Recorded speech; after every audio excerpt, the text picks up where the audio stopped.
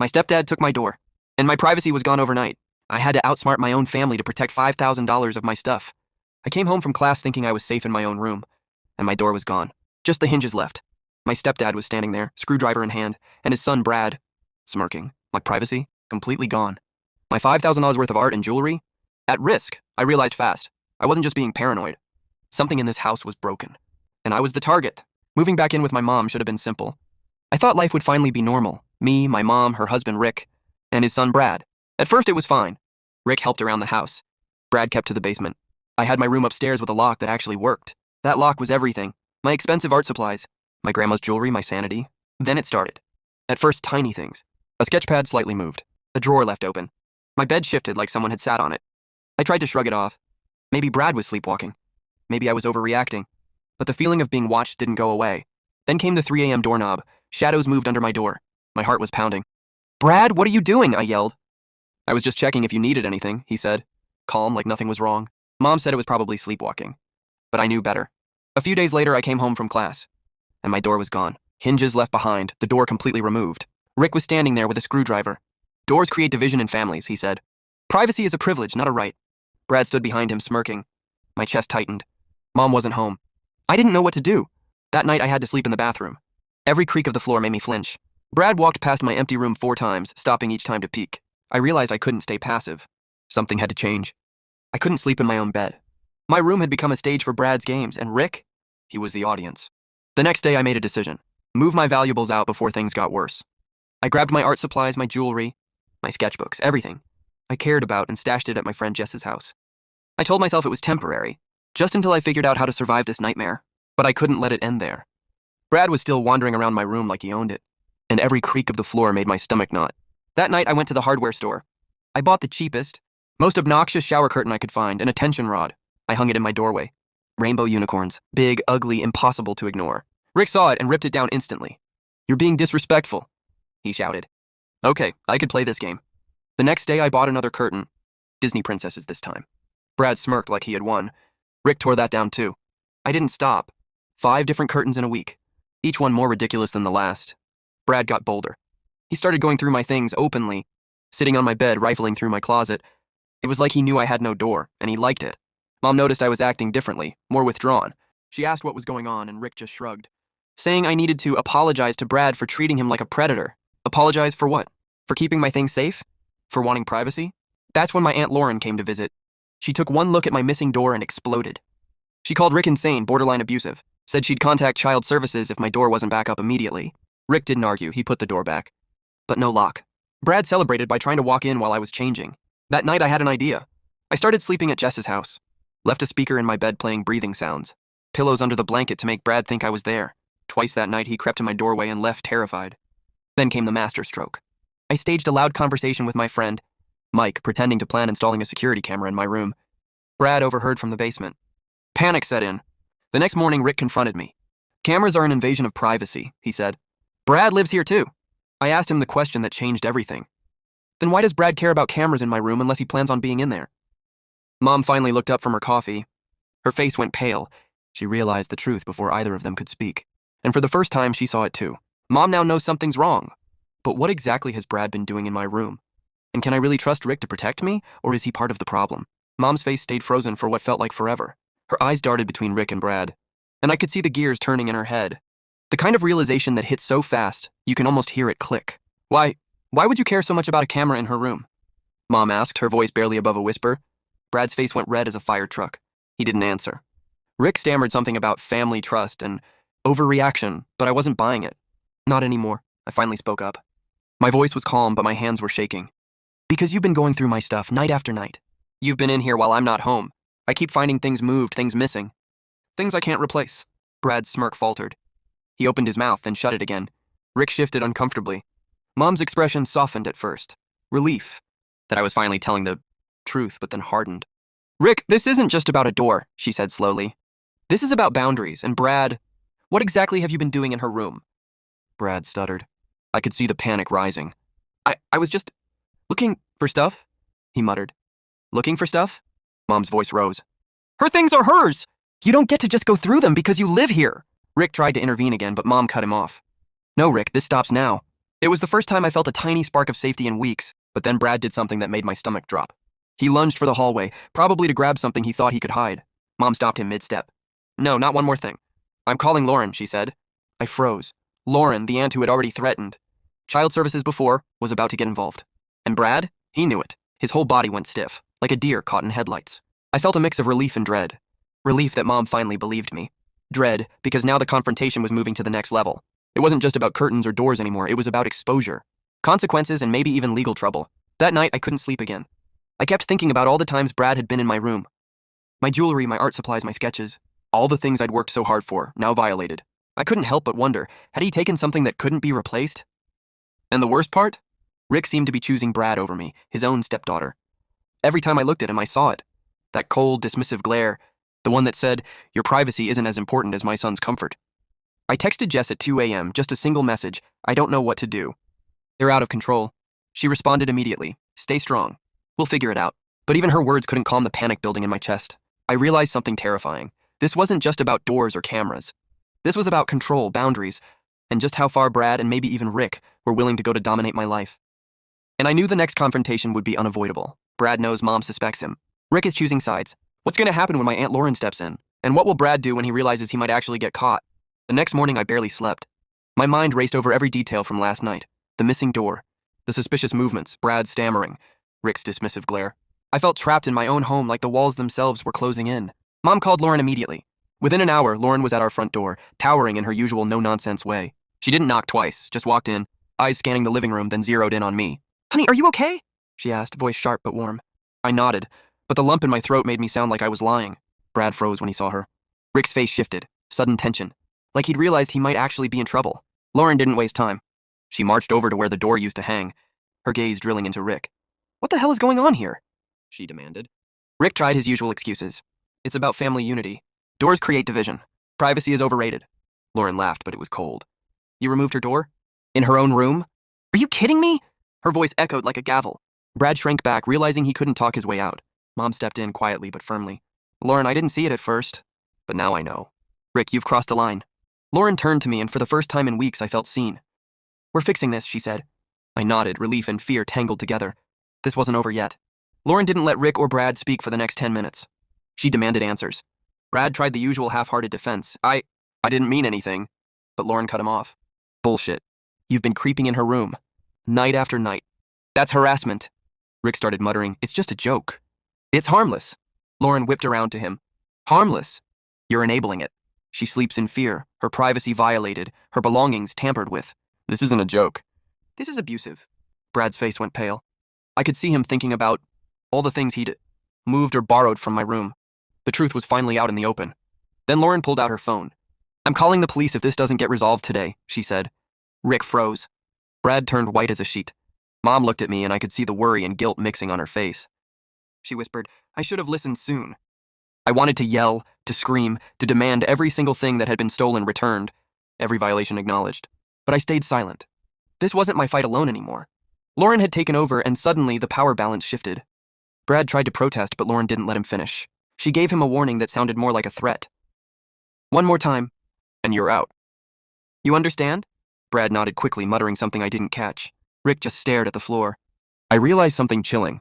For weeks, I had been isolated, trapped in a house where I was treated like I had no rights. Now, all at once, that isolation ended. But the tension didn't disappear. If Brad or Rick tried anything again, the consequences would be serious. I felt exhausted, but a strange hope filled me. Maybe, just maybe, this nightmare was finally ending. Will Brad respect boundaries now, or will he push further? What consequences will Rick face? And what happens when I try to reclaim my full privacy and my things after weeks of fear and theft? That night, for the first time in weeks, I felt safe enough to enter my room without fear. The door was back up, but no lock, still a compromise. My sketchbooks, jewelry, and art supplies were scattered everywhere. Signs of Brad's little visits.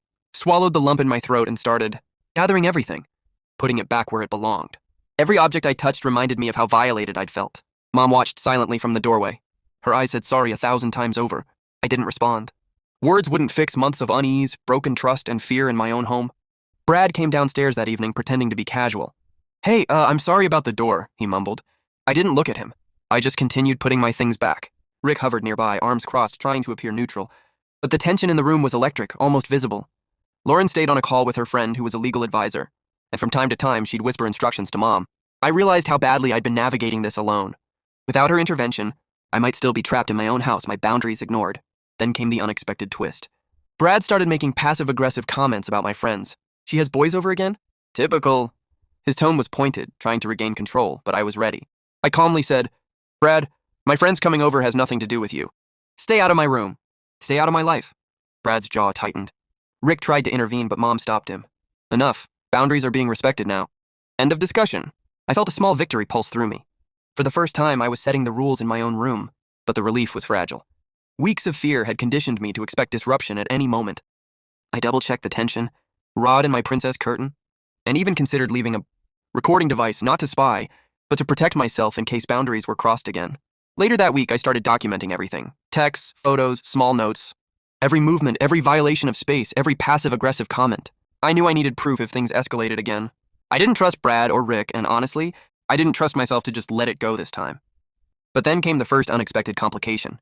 Mom received a call from Rick's sister, questioning why I was suddenly so hostile toward Brad.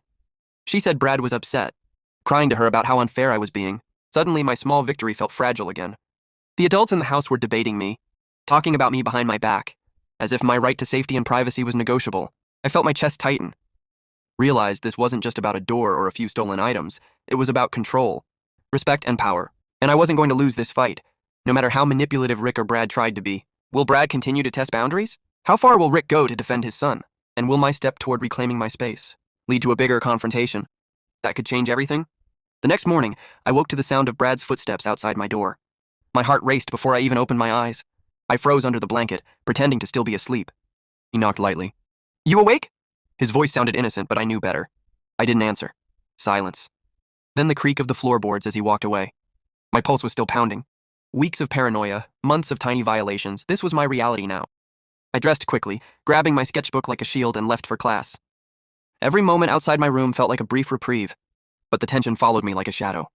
When I returned home that afternoon, Mom was on the phone whispering urgently. I overheard snippets. He can't just barge in. She's scared. Yes, I understand. My stomach sank. Something was brewing. I walked into the kitchen to find Brad smirking, Rick trying to appear calm, and a pile of mail on the counter. Among the letters was a notice from the homeowner's insurance. My room. My belongings apparently were now considered under a family liability clause that Rick conveniently interpreted as everyone has equal access. I froze. This was escalation. First the door, now legal-sounding documents meant to intimidate me. I realized Rick had been quietly researching ways to undermine my authority over my own space. My chest tightened, a mix of fear and adrenaline. I decided then, I needed allies, not just tricks and distractions. I texted Jess and Mike, explaining the situation. They were furious on my behalf, promising to be there the next night. I felt a small surge of hope. That evening, Brad tried his usual intimidation, walking past my door multiple times, loud sighs, pretending to read books while obviously listening. I stayed silent, heart hammering, pretending not to notice. Then I heard footsteps behind me. It was Mom. She whispered urgently, Rick's pushing too far. You need to be careful, but I'm on your side now. I'll make sure of it. Relief washed over me, but it was fragile. I knew Mom alone wouldn't stop Brad. He had tested limits for months, and Rick had enabled him. Then came the twist I didn't see coming. Brad disappeared for about 30 minutes. I thought maybe he had given up. But then the sound of my sketchbooks dropping made my stomach twist. He had come back in, rifling through my supplies while Rick pretended to be oblivious. My blood boiled. I grabbed my phone, recording silently from under the desk. Evidence. Every rule he broke. Every disrespect documented. I realized I wasn't just defending my room anymore. I was building a case. The night ended with a showdown I didn't plan. Brad tried to corner me in the hallway, his smirk replaced by frustration. You're acting like you own the house! He spat. I stayed calm, holding my phone up. I am owning my space, Brad. Step back. Rick intervened quickly, trying to smooth things over. But I could see it in Brad's eyes. The game had changed. He knew I was no longer defenseless. How far will Brad push now that he knows I'm documenting everything? Will Rick continue to protect him, or will Mom finally draw the line? And how much longer can I survive this psychological war in my own home? The next morning, I woke to an eerie quiet. No footsteps. No door rattling. No Brad lurking. At first, relief washed over me, but something in my gut told me it was a trap. I stayed at Jess's apartment that morning, pretending to go to class while my phone buzzed nonstop with texts from Mom. Rick is talking to Brad. Tension is rising. Be careful tonight. My hands shook as I read each one. My mind raced. How had my home, my safe space, turned into a minefield? By evening, I returned, determined to confront the situation head-on. I unlocked the front door and froze. Brad was sitting at the kitchen table, laptop open, grinning like he had planned some grand victory. Rick stood behind him, leaning casually against the counter. Their confidence made my stomach twist. Back so soon? Brad mocked. His tone was sharp, filled with malice. Thought you'd be out all day. I ignored him and went straight to my room. My door was still intact, but Rick had moved one of my chairs into the hallway, another subtle power play. I felt my hands clench into fists. I could either explode or stay strategic. I chose strategy. That night, I set up my phone on the desk and recorded everything. Brad's every move, Rick's comments, their subtle intimidation. I whispered to myself, this isn't paranoia. This is evidence. Then came the first real escalation. Brad slammed my sketchbook onto the floor and laughed. What, you think you're going to win? His voice echoed down the hallway. My heart raced. I wanted to shout, to scream, but I stayed calm. I held up my phone, recording silently. Rick finally spoke, his voice tight but controlled. Stop. This isn't helping anyone. But his eyes flicked to me nervously. For the first time, I realized he was unsure. Brad might be bold, but Rick was faltering. I could see the crack in his armor. That night, as I lay in bed at Jess's, pretending to sleep in my own room, I had a thought that made my stomach drop. Brad wasn't just testing boundaries anymore. He was escalating, waiting for me to make a mistake, and Rick? He wasn't going to stop him unless I forced the issue. I texted Mike, bring backup tomorrow. Things are about to get ugly. I can't handle this alone. The tension was suffocating. I realized I was no longer just fighting for privacy. I was fighting for control of my life, my space, my sanity. Every moment in that house felt like walking a tightrope over a pit of vipers. One wrong step and everything could collapse. Brad's next move is unpredictable. Will he push too far and finally get caught? Or will I be forced to make a move that could change the balance forever? And what about Rick, ally, enabler, or the real threat? The next evening, I knew I had to act. I couldn't keep hiding at Jess's or tiptoeing around Brad like a scared animal. I needed witnesses. I texted Mike, tonight, be ready. Something's about to go down. By 7 p.m., I returned to the house. My heart pounded so hard it felt like it might burst through my chest. Brad was already there, sprawled on the couch, playing video games, smirking like he owned the place. Rick was in the kitchen, flipping a pan, humming. I walked straight to my room and slammed the door behind me. Not to lock it. This time it was a statement. I grabbed my phone, laptop, and every scrap of evidence I had. Photos of my bedroom, screenshots of texts, bills showing Brad's freeloading, and the recordings I'd made. I burst into the living room like a storm. We need to talk now. My voice didn't shake, though inside I was on fire. Brad froze. What's your problem now? He sneered. I held up my phone. This is my problem, Brad, and my room, and my life, and you've crossed a line. I played the recordings. I'd made Brad moving my things, laughing while I wasn't there, making threats. Rick's eyes went wide. Stop! Rick barked, but his voice wavered. For the first time, I saw fear in his expression. Brad's smirk faltered. I've been sleeping at Jess's house because I don't feel safe in my own room. Do you understand? I said, my voice calm but ice cold. Every time I come home, I have to guess if something of mine is gone, or if someone's watching me. And you know what? I'm done. Brad's face turned red. You think you can just accuse me? I'm not accusing. I'm proving, I interrupted, holding up every piece of evidence. I have proof. You, Brad, have been violating my privacy, and you, Rick, have been enabling it. This stops tonight. Rick's shoulders slumped. He knew he couldn't argue with this mountain of evidence. Brad was silent, his video game controller abandoned on the couch. He glanced at me, then at Rick, then back at me, realization finally dawning that he was no longer untouchable. I looked directly at Rick. You either set boundaries now, or I call the authorities. You've created an unsafe environment in your own home. Do you want that on your conscience? Rick didn't answer at first. I could see the gears turning behind his eyes, weighing excuses against reality. Then finally he nodded. Fine, I'll handle it. No more going into your room. Brad, you stay out, agreed? Brad muttered something under his breath, but I didn't flinch. Victory felt strange. It wasn't complete. I knew the fight wasn't over. This was just the first real pushback. But for the first time, I felt like I had control in my own home. Brad isn't done plotting. Rick may have temporarily backed down, but what happens when Brad escalates? And what hidden alliances or secrets could turn this victory into something far darker? For exactly 2 days, the house was quiet. Too quiet. Brad didn't come near my room. Rick avoided eye contact like he was afraid I might explode again. The silence felt fake, like the calm right before a storm siren starts screaming. On the third night, it happened. I came home from class around 9:30 p.m., the house lights were off except for the kitchen. Rick was sitting at the table with a man I didn't recognize, middle-aged, clean-cut, legal pad in front of him. My stomach dropped. Brad was nowhere in sight. Rick cleared his throat. Sit down. We need to talk. The man stood up and extended his hand. I'm a family mediator. Brad asked me to help resolve an ongoing conflict. Mediator, not counselor, not therapist. Conflict. I didn't shake his hand. Rick started talking fast, too fast, about how things had become hostile, how Brad felt unsafe in his own home, how my behavior, my boundaries had created tension. Then the mediator slid a paper across the table. A typed statement, printed screenshots of my texts, the shower curtain purchases, the fake boyfriend, the camera conversation, framed not as survival but as manipulation. My chest tightened. You're twisting this. Brad stepped out of the hallway then, arms crossed, wearing the smallest smile I'd ever seen, and the most dangerous. She's been lying, he said calmly, making me look like some kind of creep. I stared at him, stunned by the audacity. You went through my underwear drawer.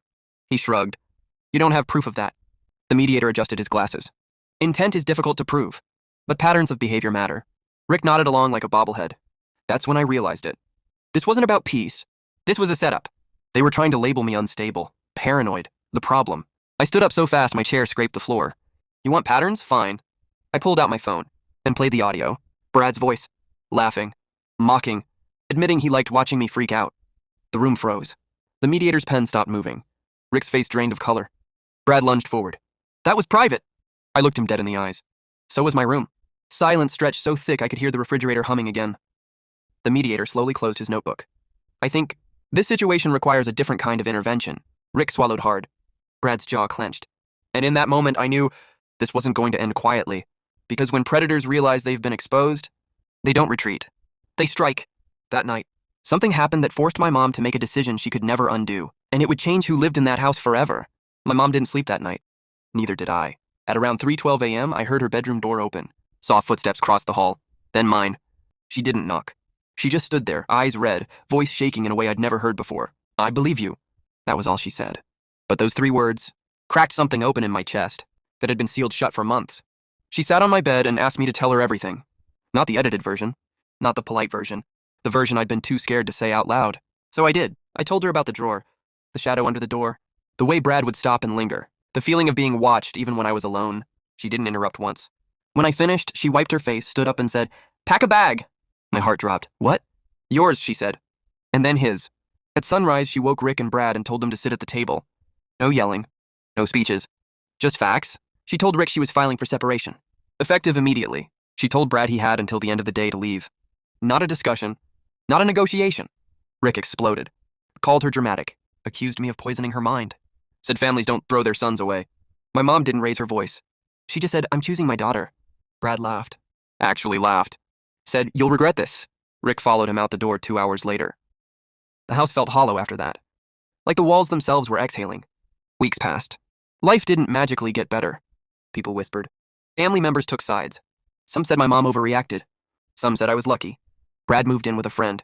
Then got arrested 3 months later. Different girl. Different house. Same pattern. My mom never said I'm sorry. But she installed a lock on every door in the house. Including hers. Sometimes justice doesn't look like courtrooms or apologies. Sometimes it looks like silence. Space. And choosing who gets to stay.